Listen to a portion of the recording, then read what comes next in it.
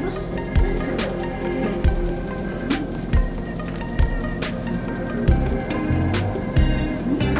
ничего не будет. А, сделаешь, все. Вот, кызым. Мен аса кызым.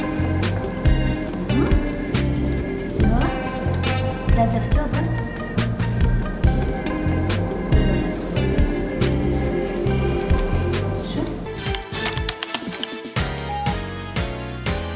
Острое кишечное заболевание у детей встречается с рождения до 5 лет, даже до 14 лет.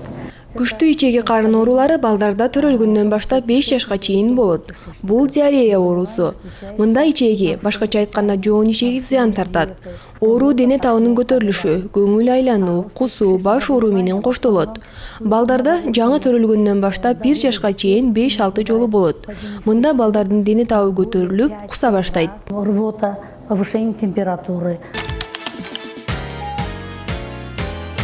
В основном мы делим диарею, бывает. Диарея оорусун биз бир канча түрлөргө бөлөбүз. Жана ар кандай белгилери бар. Балдарда алардын ичинен көбүнчө кусуу белгиси көп болот. Биз аларды текшерип, атайын дарыларды жазып беребиз. Мисалы регидрон. Негизинен ата-энелер бул ооруда диетаны так сактоосу зарыл. Регидронду ар 5 мүнөт сайын 50-100 миллилитрден берип туруш керек. Ошондой эле балдардын абалына карап ар түрдүү дары-дармектерди дайындайбыз. Баланын абалы оор болсо, шаардык балдар ооруканасына жиберебиз. Если сильно тяжелое обезвоживание идет, мы их направляем в госпитализацию. Если дома дети заболевают, мы назначаем детям регидрон.